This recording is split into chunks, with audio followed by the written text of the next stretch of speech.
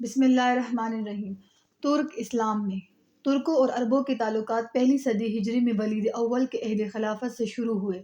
اسی عہد میں قتیبہ بن مسلم نے بخارا، سمرقند، خوارزم، فرغانہ، تاشقند اور کاشغر کے ترکی علاقے فتح کر کے وہاں اسلامی حکومت قائم کی، لیکن ان فتوحات کا اثر ترکوں کے قبول اسلام پر بہت کم پڑا اور وہ بدستور بت پرستی کرتے رہے۔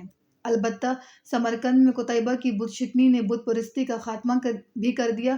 جب قتیبہ وہاں پہنچا تو اسے بہت سے بت خانے نظر آئے جن کی نسبت عام طور پر یقین کیا جاتا تھا کہ ان کے ساتھ بے ادبی کرنے والا فوراً ہلاک ہو جائے گا۔ قتیبہ نے ان بت خانوں میں آگ لگا دی مگر اس پر کچھ آنچ نہ آئی۔ یہ دیکھ کر بہت بت پرستوں نے اسلام قبول کر لیا۔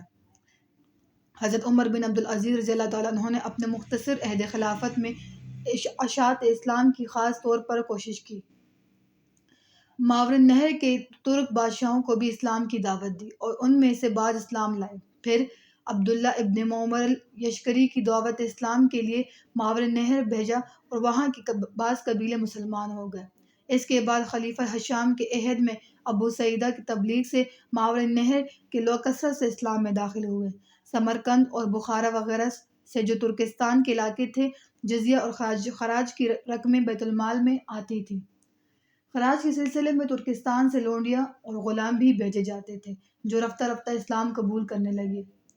پھر بھی معتصم باللہ کی خلافت تک ترکوں میں اسلام کی اشاعت عام طور پر نہ ہو سکی۔ سب سے پہلے خلیفہ منصور نے ترکوں کو فوج میں بھرتی کرنا شروع کیا، لیکن اس کے عہد میں ان کی جماعت بہت قلیل تھی اور فوج اور حکومت میں صرف عربوں اور ایرانیوں کا اقتدار تھا۔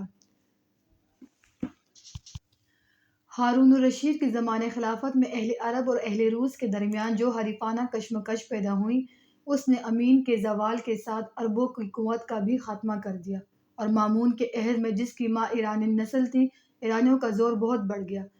اس کے بعد جب معتصم خلیفہ ہوا تو اس نے ایرانیوں کے اقتدار سے خائف ہو کر ترکوں سے مدد حاصل کرنی چاہی اور چونکہ اس کی ماں ترک تھی اس لیے طبعاً اسے ترکوں کی جانب میلان بھی تھا۔ چنانچہ اس نے 1000 ترک غلام خرید کر انہیں اسلامی تعلیم اور فوجی تربیت دی اور اب فوج میں ترکوں کی تعداد اور قوت تیزی کے ساتھ بڑھنے لگی۔ معتصم باللہ کی ترک نوازی کی وجہ سے رفتہ رفتہ ترکی شہزادے اور امراء بھی ترکستان سے آ کر سامرا میں آباد ہونے لگے، جن میں بعض بت پرست اور بعض آتش پرست تھے اور بعض مسلمان ہو گئے تھے۔ دارالخلافت میں رہنے کے بعد غیر مسلم ترکوں میں بھی اسلام پھیلنے لگا اور اس تعلق سے ماورا نہر کے ترکوں میں جو اپنے وطن میں مقیم تھے، اسلام کی اشاعت ہونے لگی۔